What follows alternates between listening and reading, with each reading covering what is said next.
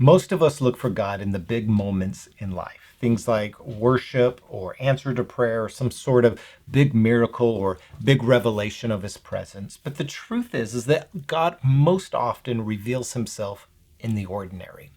And so today in Whiskey and the Writings, as we discuss this series of practical spirituality, we're going to dive into what it actually looks like for God to show up and have an experience with him in the everyday parts of our lives. Thank you for joining me. This is Whiskey and the Writings, a place for the skeptic, the seeker, those who still believe, but maybe just not like they used to. A place where you can ask questions, wrestle with your faith honestly. I'm your host, Joe Oliver. I'm so glad you're with us. Let's dive right in.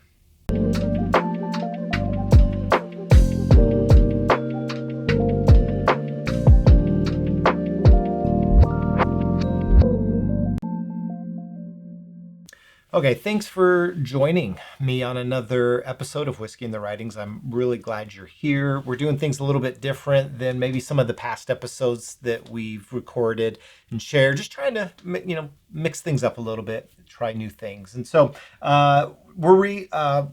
this is Whiskey and the Writings. So we drink some whiskey and we talk about the Bible. We talk about spiritual things. We talk about faith. We talk about Christianity. All those things just over a glass of bourbon. And today we're drinking Uncle Nearest Rye. This is a one of their small batches that is 100 proof.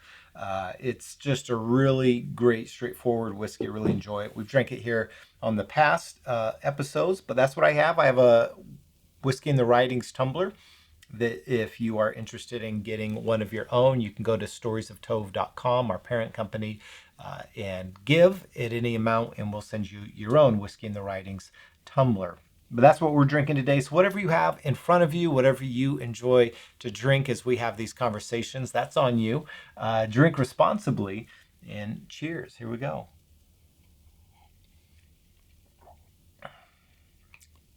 That's good.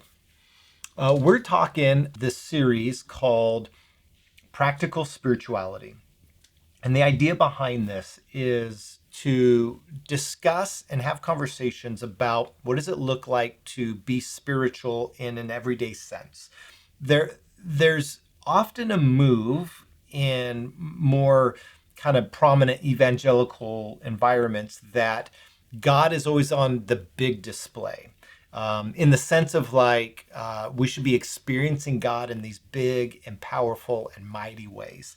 And although I would never rule out God doing those sorts of things, the reality is that God often moves through the ordinary parts of our lives. And so to have a conversation about what does it mean to experience God isn't so much about these big kind of manifestations of God in, big displays and acts of power that we want to see.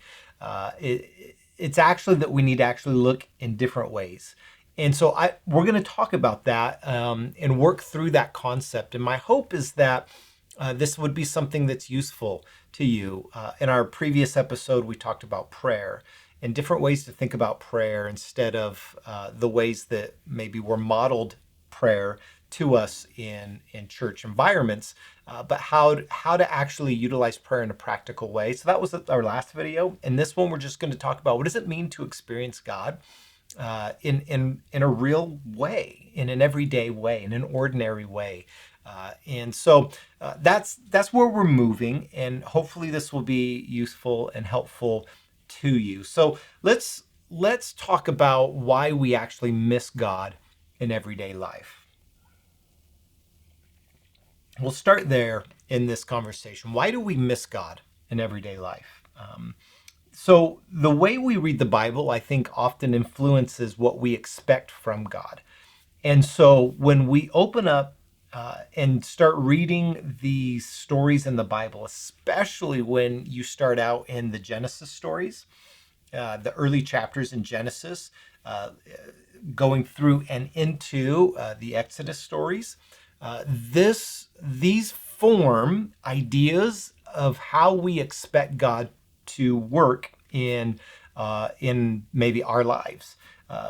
You tie into that the prophets, things like Elijah and Isaiah, and their powerful experiences that they had with God. And then you start jumping into the New Testament and you see Jesus doing all sorts of kind of big miracle oriented things where he's healing people. He's doing, feeding people in miraculous ways, and dead people are coming back to life. And so we see all of these big moments, and we then begin to think of God in ways that that's how he will work in our lives.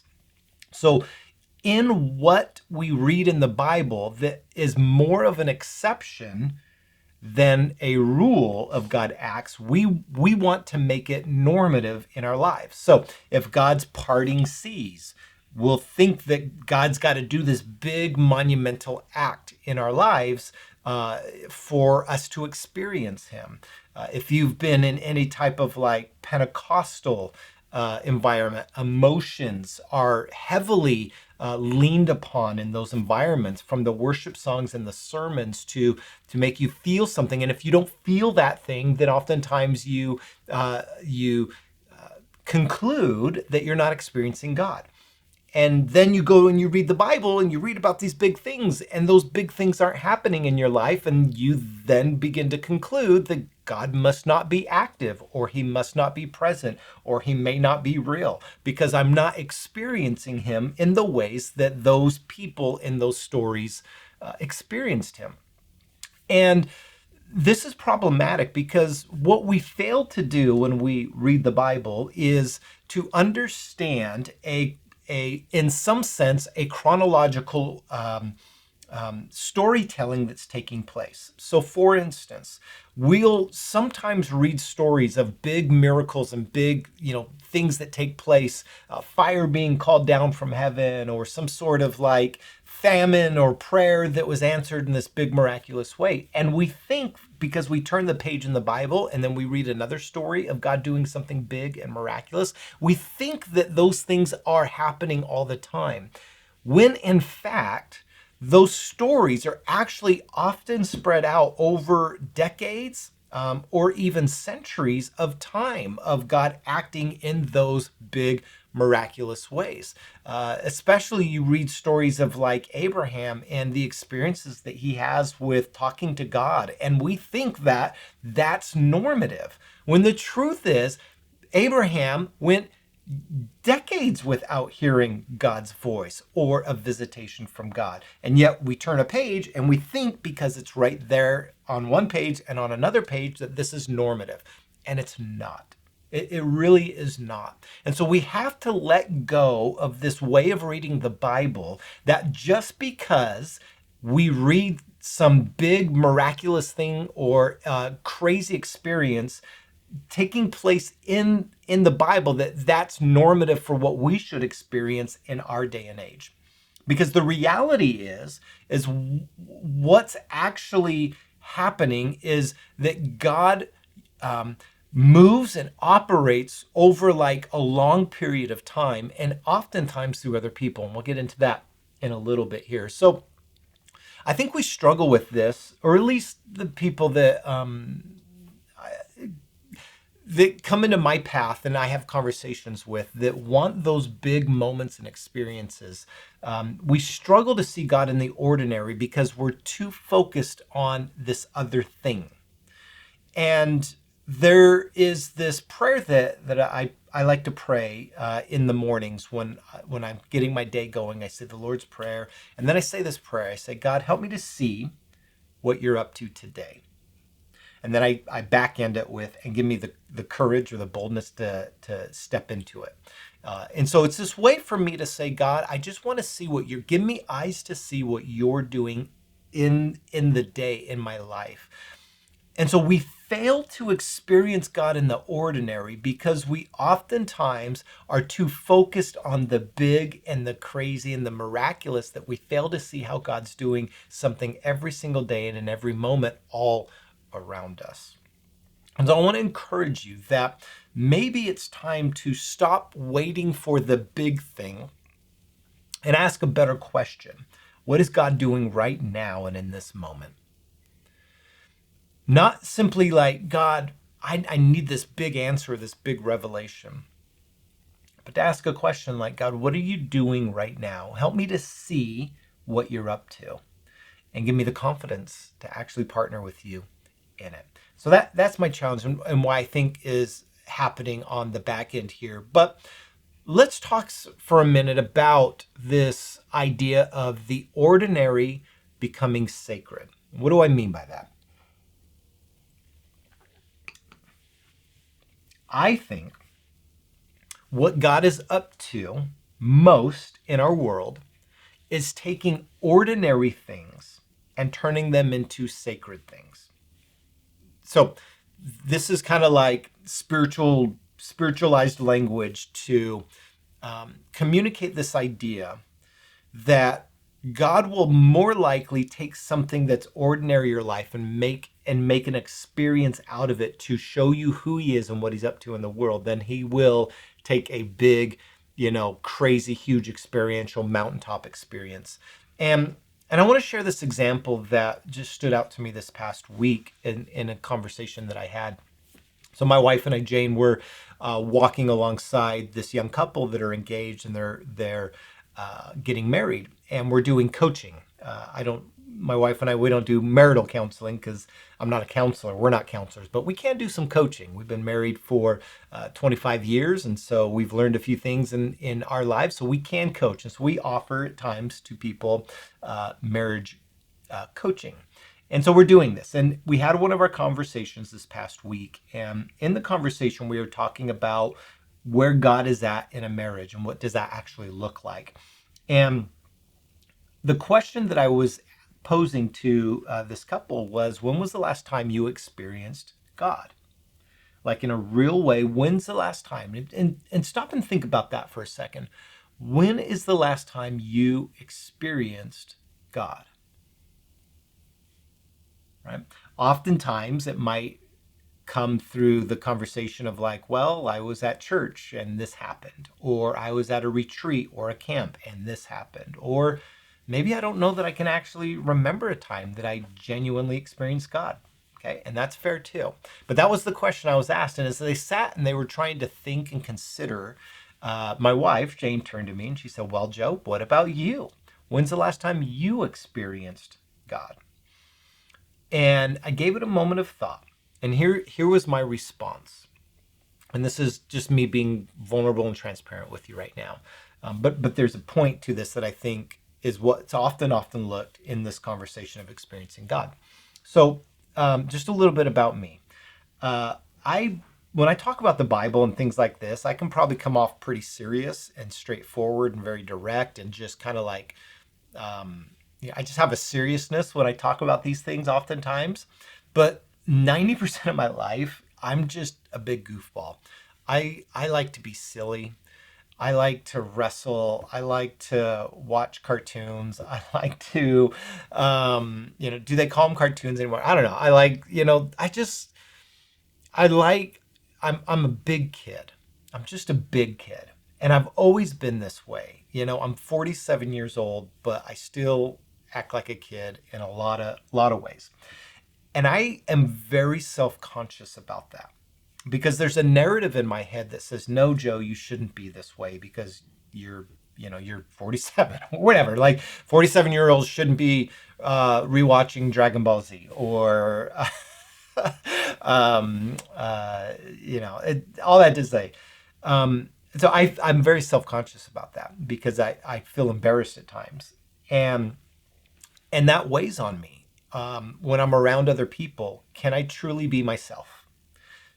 Can I be goofy around people, or will they think I'm stupid or silly or immature or whatever? And so this is a narrative that I have in my mind and in my heart, and it's a negative core belief that I have that I'm working through and trying to become more comfortable in my own skin. So I say all that to say this.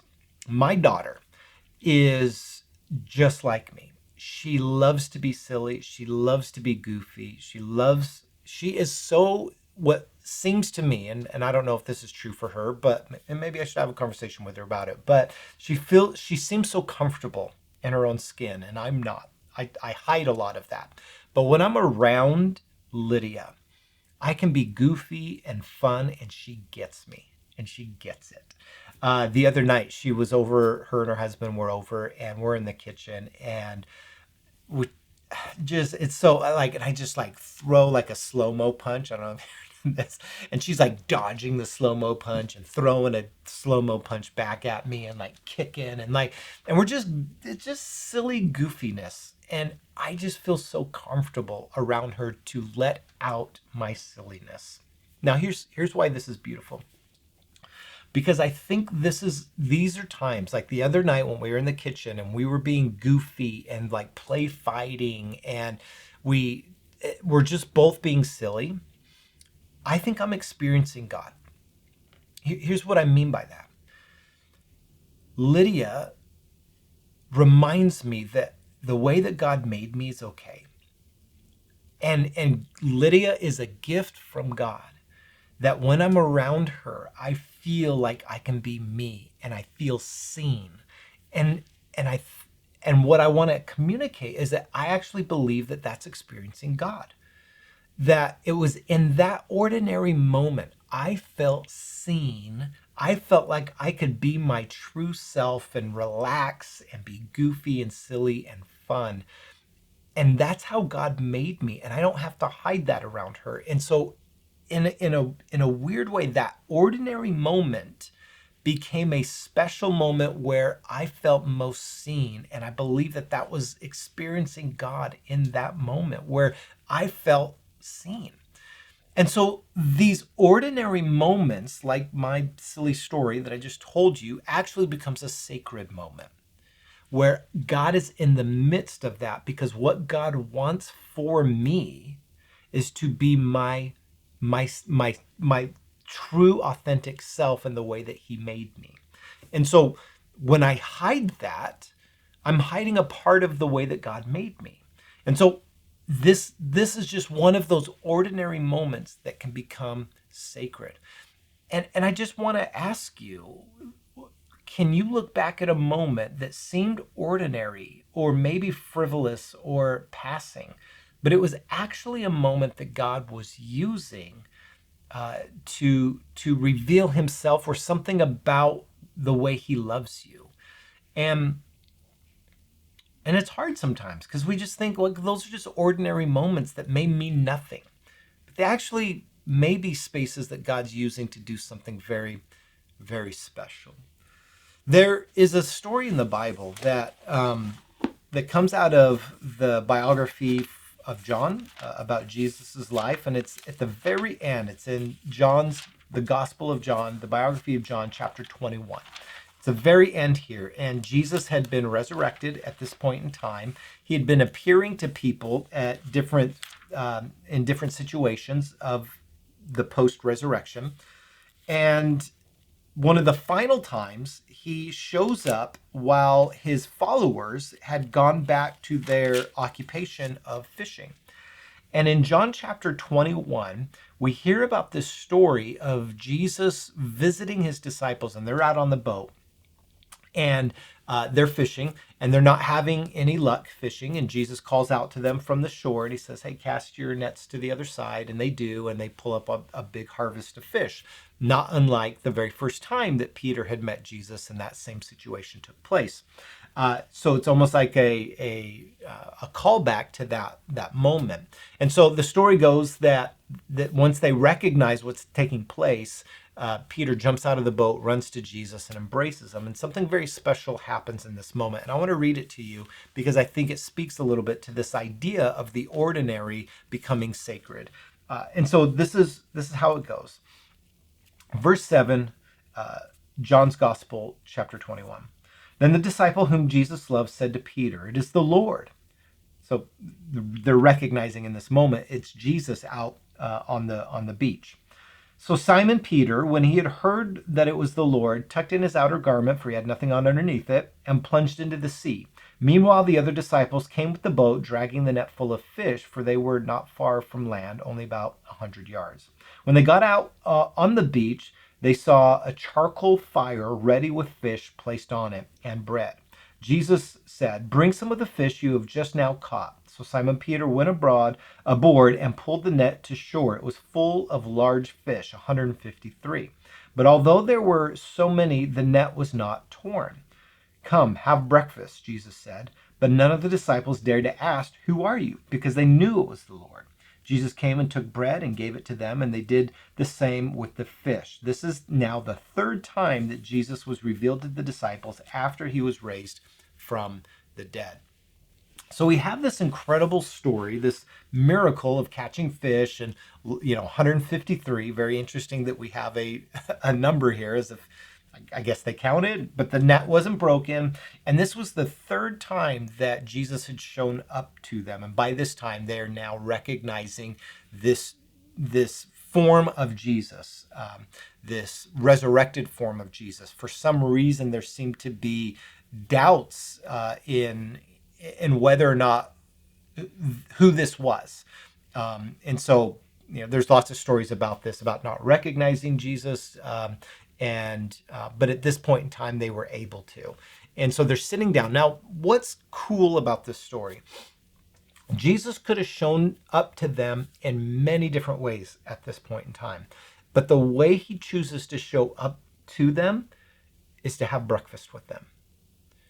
An ordinary meal where Jesus sits, he has a fire. Can you imagine for a second? Who built the fire? Right? Who prepared the loaves and the fish?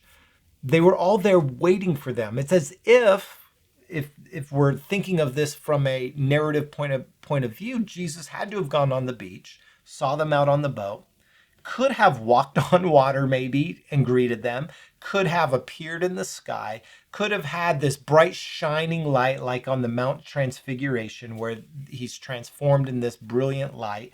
All these ways that he could have revealed himself. And I can just picture Jesus in this moment. He sees them out on the boat and he says, okay, they're having some troubles out there fishing. Give them a minute. He starts gathering some wood. He's looking for a spot, maybe gathering some stones to put in a circle, putting the wood on the fire, lighting the fire. Does he have flint, right? Is he sitting here striking it with flint? He's got to get some dry grass to put around it. Is he sitting down? Is he blowing on it? All the pictured starting a fire, and Jesus is doing it. So the fire started, right? And I wonder if on the boat, the disciples are looking on the shore going like, oh, what's going on over there? Someone just started a fire. And then he's got fish with him, right? So there's already fish and loaves of bread before they even come back on the boat. So he's setting that up. What an incredible scene of Jesus's intentionality in the ordinary. His ability to actually prepare a place that is familiar and common for them to experience him.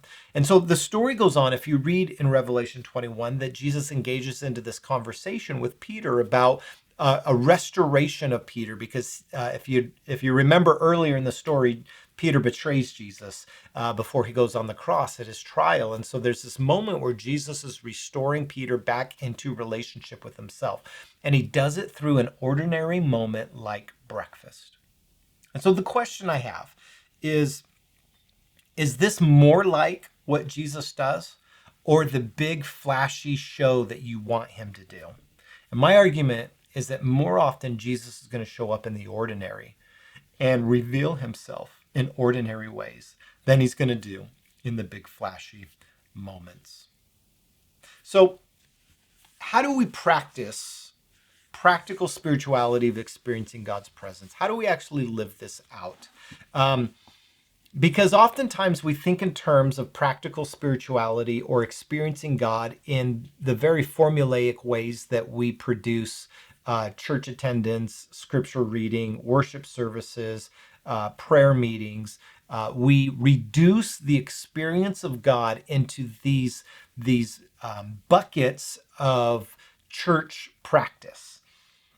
When in reality, Jesus is showing up more at your school, in your home, with your kids, with your friends, with the stories, the laughter, the fun, the sorrow, the joy, the encouragement, the disappointment, the frustration. This is where God is most active. Does he show himself in church services? Sure. There is a belief that when people come together and in surrender and worship and in unity and worship and surrender to Jesus, this is a practice where um, for sure God is involved and does things. That's not to diminish any of those things. I just want to challenge you with again through the lens of this practical spirituality that God is most active in the ordinary if you have eyes to see it. And so I want to encourage you with this. If you're struggling to see where God is at in your life, stop looking for the big aha, light in the sky moment and actually look at the people around you that God has surrounded you with. The times where you are laughing the hardest, I believe the Lord is with you. The times that you're in mourning and sorrow, God is right beside you. Pray the prayer, God, help me to see today what you're doing. Help give me eyes to see, because he is acting and moving in the ordinary. We just have to have eyes to see it.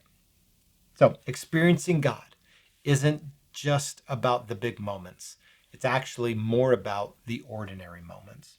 And I hope that this is an encouragement to you to think about this. And I want to encourage you, if you have a story about experiencing God in the ordinary, I would love to hear it. I would love to celebrate with you. Share with me the moments where you've experienced God's presence the most through the ordinary times of your life. So that's what I have on this episode, this video, Practical Spirituality Part 2, Experiencing God. If you want to know more about practical spirituality and prayer, check out my video before this one.